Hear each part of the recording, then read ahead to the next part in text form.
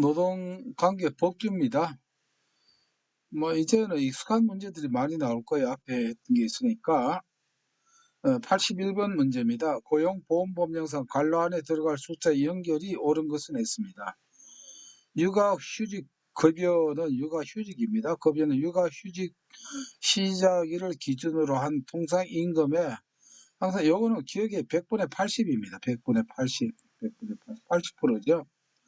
통상임금, 자기가 휴직하기 전에 통상임금의 100분의 80에 해당되는 금액을 월별 지급액으로 한다. 다만 해당 금액이 80% 해보니까 150만 원을 만약 넘는 경우에는 150만 원이 최고 상한선이고, 그러나 또 너무 적으면 안 되니까 70만 원보다 적은 경우에는 70만 원으로 한다 해서 80, 150, 70 이거는 익혀줘야 될 사항이죠. 사실상 이거는 상당히 문제가 있기 때문에 원래 대폭 상향을 아마 할 것 같더라고요. 보니까 지금 현재 발의가 그렇게 돼 있죠. 82번입니다. 근로자 직업능력 개발 법령에 대한 설명을 틀린 걸 찾으라고 했네요. 제대군인 지원에 관한 법률에 따른 제대군인 및 전역 예정자의 직업능력 개발은 중요시 되어야 된다. 원래 중요한 거 되지 않는 거는 우리가 사비 제한이라고 했죠. 사비 제한. 네, 또 이게 너무 사비 제한. 제는 여태 제조업입니다. 그러나 제대 군인은 중요시 돼야 되기 때문에 이건 맞는 것입니다. 제조업과 제대 군인은 우리가 구분해야 되겠죠. 산업재해보상법에 따른 근로복지공단은 직업능력개발훈련 설치할 수 없다가 아니고 근로복지공단은 설치할 수 없습니다. 우리가 앞에 문제 보면 뭐는 설치할 수 없다.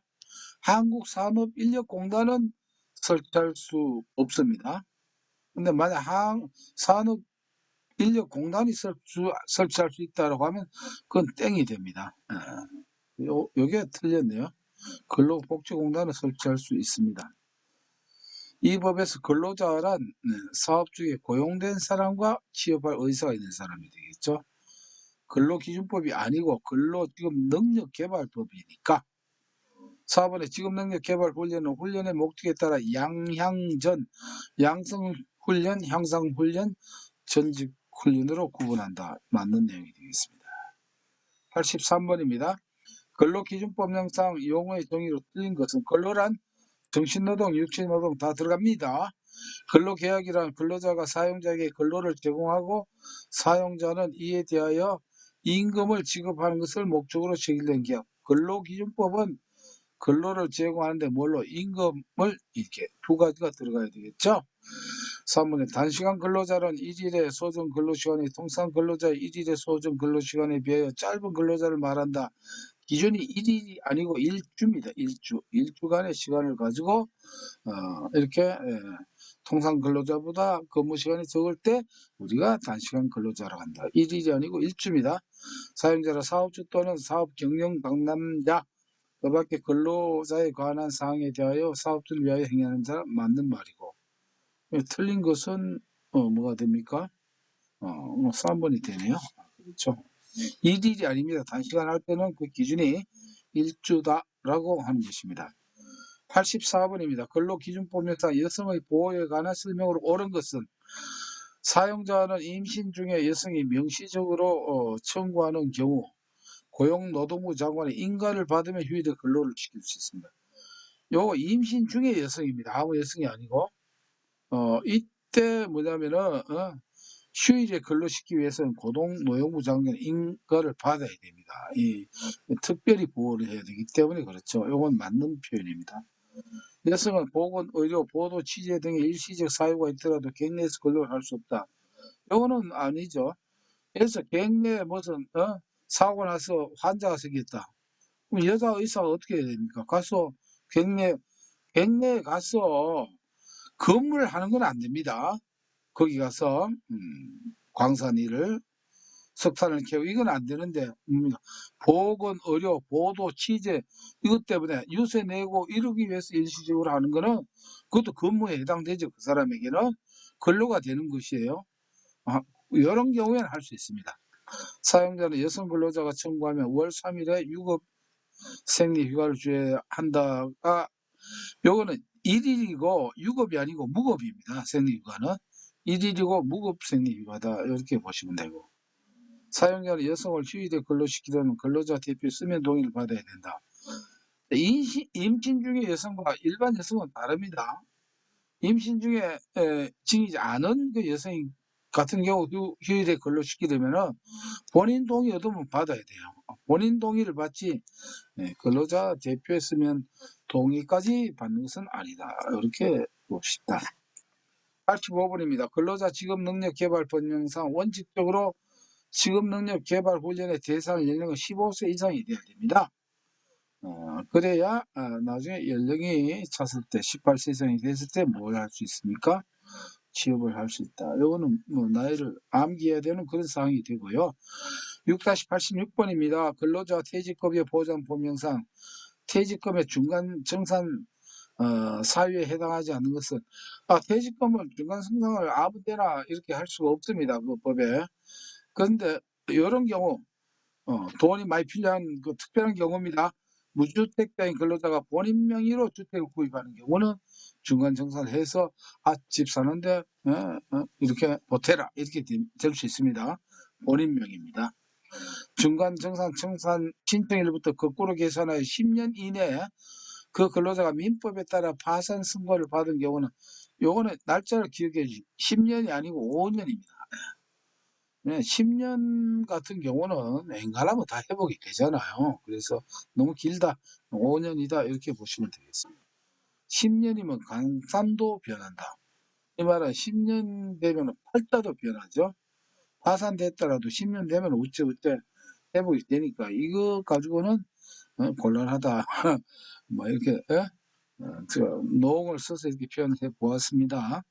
3번에 사용자가 기존의 정년을 보장하는 조건으로 단체 협약 등을 단체 협약은 준법의 효과가 있다라고 했죠. 법과 같은 근속 시점을 기준으로 임금을 줄이는 제도를 시행합니다. 단체 협약은 거의 법과 같기 때문에 이거는 효력이 있습니다. 재난으로 피해를 입은 경우로서 고용노동부 장관이 정하여 고시하는 사유에 해당하는 경우는 중간청산. 고용재난 지역이 됐다 이러면 뭐냐면 중간청산 사유가 된다라고 이렇게 되어 있습니다. 87번입니다. 남녀 고용평등과 일가정 양립 지원에 관한 법령상 육아기 근로시간 단축에 관한 설명으로 틀린 것은 이것도 몇 번 보다가 보면은 답이 뻔할 거예요. 이제 답을 기억하면 됩니다. 사업주는 육아기 근로시간 단축을 하고 있는 근로자의 명시적 청구가 있으면 단축된 근로시간 외 주 15시간 이내 연장 근로를 시킬 수 있습니다. 요거는 원칙적으로 사업주는 근로자가 초등학교 2학년 이하의 자녀를 양육하기 위하여 근로시간의 단축을 신청하는 경우 이를 허용해야 됩니다. 3번 사업주가 근로자에게 육아기 근로시간 단축을 허용하는 경우 단축 후 근로시간은 주당 15시간 이상이 돼야지 항상 그래야 근속기간에 포함되니까요. 그러나 35시간 35시간을 넘어서는 안 된다. 맞습니다. 육아기 근로시간 단축을 한 근로자에 대하여 평균 임금을 산정하는 경우에는 그 근로자의 육아기 근로시간 단축 기간을 평균 임금 산정 기간에서 제외하면은 근로자 손해죠. 이런 경우는 평균 임금 산정에 빼줘야 됩니다. 왜? 이걸 넣으면 임금이 이만큼 받다가 이만큼 늦어지잖아. 이걸 평균에 넣어버리면 어떻게 됩니까? 총 평균값이 다운되잖아요. 그래서 이런 경우는 이걸 빼고 나머지 기간 가지고 이렇게 평균을 한다. 그래야 어떻게 된다? 근로자에게 이익이 되기 때문이라는 뜻입니다. 88번 문제입니다. 채용 절차의 공정화에 관한 법령상 500만 원 이하의 과태료 부과사항에 해당하지 않는 거 됐는데 요거는 말이죠. 뭐 과태료 500만 원, 300만 원 뭐 우리가 이 조항을 어떻게 다 암기를 하겠습니까? 나오는 거 위주로 익히면 되는데 이걸 익히는 거는 여러분들 요새도 뭐 보쌈집 있죠. 보쌈. 한때 좀 많이 했죠. 보쌈. 수육 보쌈하고 뭐 이렇게 보쌈집 있지 않습니까? 요걸 기억해 주십시오. 보쌈. 요 보는 300만 원이다. 이런 뜻입니다. 뭐냐면은 채용 서류 보관 의무입니다. 보관 의무. 우리가 채용할 때 기초 자료, 입증 자료, 신청 자료 이런 게 있잖아요. 이거를 보관을 해야 되는데 이 보관 의무를 이행하지 아니한 때는 구인자는 바로 사용자가 되겠죠. 이때 과태료는 이게 300만 원입니다. 그래서 보관 의무는 보쌈 300만 원이다. 이렇게 기억하시면 되겠습니다. 이렇게 이제 정리를 하고요. 그 다음에 요게 이제 들고 나머지는 다 과태료 500만 원에 해당이 되겠습니다. 89번입니다. 근로기준법의 기본 원리와 가장 거리가 먼 것은 요 법이 근로기준법인데 우리가 근로자 단결 때 보장해서 3권 있죠. 저 결교행이 있습니다. 단결권, 단체 교섭권, 단체 행동권. 요 세 개는 근로기준법이 아니고 이게 헌법에 보장되어 있습니다. 요거는 단결 보장은. 그래서 요거는 근로기준법에 되는 게 아니고 헌법에 보장되어 있다. 이렇게 되니까 요게 아닙니다. 딴 거는 근로기준법에 포함된 사항이다. 이렇게 정리를 해야 되겠네요.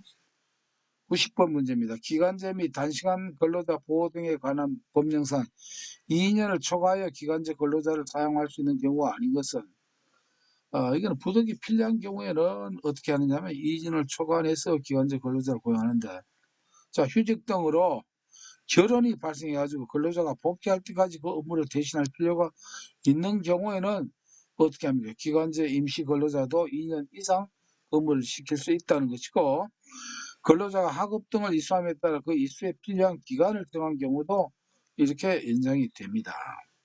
특정한 업무의 완성에 필요한 기간을 정리해서 이렇게 할 경우에는 기간제 근로자라 하더라도 2년을 초과해서 할 수 있습니다. 4번에 그러나 의료법에 따른 간호사 자격을 소지하고 해당 분야에 종사한 경우 이거는 뭐 어떻습니까? 이런 특별한 그 사유에 해당되지 않습니다. 그래서 이거는 2년 초과해서 할 수가 없습니다. 2년 초과하면 어떻게 해야 됩니까? 기간제 근로자로 사용해야 되는 게 아니고 상용직 즉 정규직으로 이렇게 바꿔서 고용을 해야 된다는 뜻입니다. 91번입니다. 남녀 고용평등과 일가정 양립 지원에 관한 법령상 근로자의 가족 돌봄 등을 위한 지원에 관한 설명으로 틀린 것 됐습니다. 사업주는 대체 인력 채용이 불가능한 경우 근로자가 신청한 가족 돌봄 휴직을 허용하지 않을 수 있다 이렇게 돼 있고 원칙적으로 가족 돌봄 휴가 기간은 최장 10일로 하며 1단위로 사용할 수 있습니다. 자, 이런 지금 가족 돌봄 휴가 이런 것도 지금 출산율 때문에 많이 지금 이렇게 변경이 돼 가고 있는 상황입니다만은 아직까지는 현재 이 법이 유효하니까 그렇게 하면 되겠고요. 가족 돌봄 휴직 기간은 연장 90일로 최장 90일. 요 혼돈해야 돼. 가족 돌봄 휴직과 그다음에 가족 돌봄 휴가하고는 다릅니다. 휴가는 10일이고 휴직은 최장 90일로 하며 이를 나눠 사용할 수 있다. 가족 돌봄 휴직 및 가족 돌봄 휴가 기간은 근속 기관에서 제외한다. 항상 휴직할 때는 어떻게 됩니까? 이걸 빼면은 평균 임금에서는 빼줘야 뭐냐면 평균 임금의 손해를 안 보니까 빼는 건 맞는데 근속 기간에 빼버리면 이 기간은 어떻게 퇴직금 정산 때 이 기간만큼 근로자에게 손해가 되기 때문에 근속 기간에 제외하는 거는 다 틀립니다. 이런 것은 그래서 4번이 틀린 내용이 되겠네요. 92번입니다. 직업안정법에 관한 설명으로 틀린 것은 했습니다. 자, 요거 나올 때 요걸 생각해야 됩니다. 일단은 유료냐 무료냐가 있습니다. 유료 직업 소개서가 있고 무료 직업 소개서가 있어요. 유료는 등록을 해야 됩니다. 등록. 무료는 뭐냐면 신고만 하면 됩니다. 이게 차이예요. 그 다음에 해외냐 국내냐 해외냐 해외 즉 국외냐 여기에 따라서 국내는 어떻게 했어요? 국내 지방자치단체가 있죠. 그냥 지방자치단체장한테 유료면은 등록을 하고 무료면은 지방에 신고를 하는 거예요. 근데 그게 뭐 미국이다 이렇다 이러면 지방자치단체장이 서울시장이 이걸 관여할 수 없다. 이럴 때는 고용노동부 장관에게 무료는 신고를 하고 유료는 등록을 한다. 이렇게 시스템을 기억해 주셔가지고 보시면 됩니다. 그걸 가지고 보면은 국외입니다. 무료 직업 소개 사업을 하는 자는 국외니까 고용노동부 장관이고 무료인데 허가라는 말은 안 씁니다.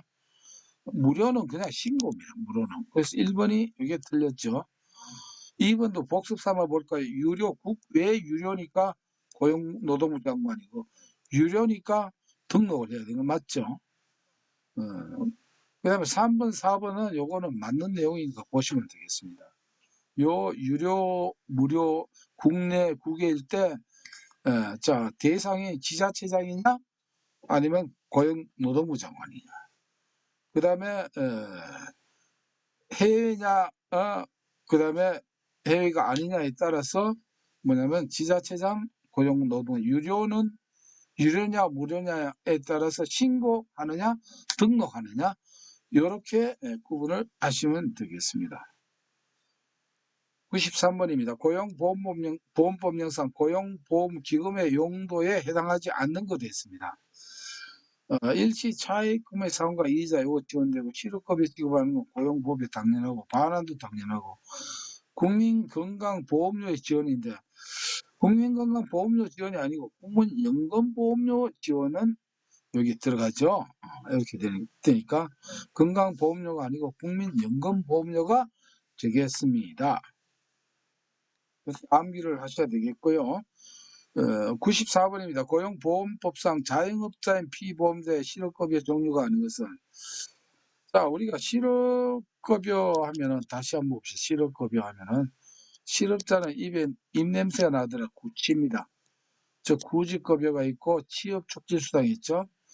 취업촉진수당에는 아이고 이 사람 조직이 꽝이다 이렇게 해서 조기재취업수당, 직업능력개발훈련수당, 이주비, 광역구직활동 이렇게 있는데 자, 이 취업촉진수당 중에서 조기재취업수당은 자영업자에게는 해당이 되지 않습니다. 조기재취업수당. 자영업자는 이 조기재취업수당에 해당되지 않는다는 것을 아시면 되겠습니다. 그 다음에 95번입니다. 헌법 제32조에 명시된 내용이 아닌 것은 연소자의 권력은 특별한 보호를 받는다. 연소자뿐 특별한 보호를 받는 것은 헌법에 뭐가 있습니까? 최유연여죠. 최저임금 보장. 네, 국가유공자, 연소자, 여성 근로자는 헌법 32조에 특별한 보호를 받게 돼 있죠. 근로 조건의 기준에 인간의 존엄성을 보장하도록 법률로 정하고 여자의 근로는 특별한 보호를 받으며 고용, 임금 및 근로 조건에 있어서 부당한 처벌을 받지 아니한다. 4번 국가는 사회적, 경제적 방법으로 근로자의 고용 정립과 최저임금의 보장에 노력해야 된다. 이거 요거 앞에도 한번 문제 풀 때 우리가 주의를 했던 게 있죠. 최저임금이 아니고 적정임금의 보장에 노력해야 된다. 이렇게 되어 있습니다. 이게 이제 구분해야 됩니다. 이 문제는 박스 문제로 앞에 한번 했던 그 문제가 되겠습니다. 96번입니다. 직업안정법령상 근로자 공급사업의 허가를 받을 수 있는 자는 파산석고 받고 복권 안 되면 안 되고 미성년자, 피성년 후견인 및 피한정이 안 되겠죠. 이 법을 위반한 자로서 벌금형이 확정되는 2년이 지나지 아니한 자는 안 돼요. 이게 5년이 지나야 돼요. 5년. 근로자 공급 사업의 허가가 취소되는 이것도 마찬가지고 5년이 지나면은 허가를 다시 받을 수 있거든요. 근데 7년이 지났으니까 당연히 받을 수 있다. 이렇게 정리를 하겠습니다. 97번 문제입니다. 고용상 연령차별 금지 및 고령자 고용 촉진에 관한 법률상 상시 이런 게 나오면 300명이죠. 300명 이상의 근로자를 사용하는 사업장의 사업주는 기준 고용률 이상의 고령자를 고용하도록 노력해야 된다. 우리가 여기서 2% 있고 100분의 2가 있고 100분의 3이 있고 100분의 6이 있죠. 100분의 그 힘이 비교적 덜 든 거 운수업 생각하면 됩니다. 근데 2번에 힘이 든 게 제조업, 진짜 생산하는 거, 이거는 그 외에는 여기도 아니고 여기도 아닌 것은 100분의 3이 된다. 다시 한번 이거는 이런 문제는 꼭 한 문제 이상 나오니까 이렇게 참고를 해주시면 되고요. 98번입니다. 고용정책 기본 법령상 지역고용심의에 관한 설명으로 틀린 거 됐습니다. 우리가 지역고용심의회가 있고 중앙고용심의회가 있는데 지역고용심의회는 위원장 1명 포함해서 지역고용위원회 20명입니다. 중앙이 30명입니다. 이건 뭐 어쩔 수 없습니다.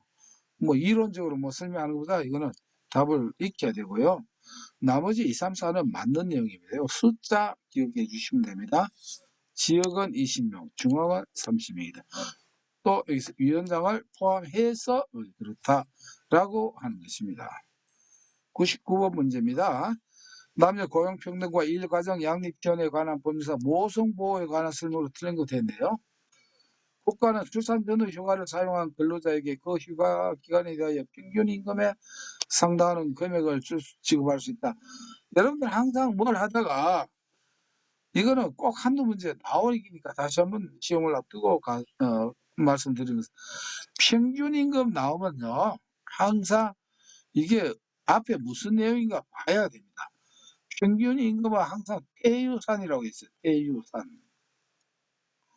퇴직금. 휴업입니다. 휴직이 아니고 휴업사. 산재보험입니다. 요 세 가지 경우에 어디에 들어갑니까? 평균 임금이 적용됩니다. 근데 지금 출산 전후 휴가니까 퇴유산에 해당이 안 되죠. 그러니까 이게 틀린 것입니다.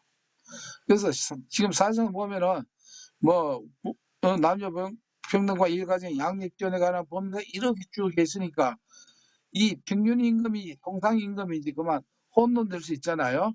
근데 항상 평균 임금 나오면 뭐요? 퇴휴산을 이거를 정리를 꼭 하셔야 됩니다. 그럼 바로 이게 답이 나오죠. 이렇게 됩니다. 그리고 우리가 항상 근로자 나오면은 근로자의 정의 나오면은 이 법이 근로기준법인가 다른 법인가 이게 구분해야 됩니다. 근로기준법은 뭡니까? 임금을 목적으로 근로를 제공하는 거, 임금과 근로가 들어가야 되고 근로기준법 외에는 뭡니까? 고용된 자와 고용될 취업할 의사가 있는다. 이렇게 되는 거예요. 그래서 지금 우리가 노동시장론과 노동관계법규에서 요 평균임금과 관련된 거하고 근로자의 정의에 대한 거는 각각 한 문제씩은 어떤 방법을 통해서라도 출제가 되거든요. 그래서 이런 거 틀리시지 않기를 바랍니다. 왜냐하면 제가 워낙 이걸 강조를 했는데 틀리면 저도 좀 이렇게 기운이 빠질 수가 있습니다. 그러니까 여러분들이 이 문제 틀렸는지 안 맞췄는지 알 길은 없겠네요. 근로자가 사용한 배우자 출산 유급으로 하고 그 다음에 배우자 출산휴가는 근로자의 배우자가 출산한 날부터 90일이 지나면 청구를 할 수 없습니다. 난임치료 3일 휴가 줘야 된다. 이건 2, 3, 4번 맞는 내용이고 여하튼 다시 한번 강조할 건 평균 임금에 관한 사항이 되겠습니다.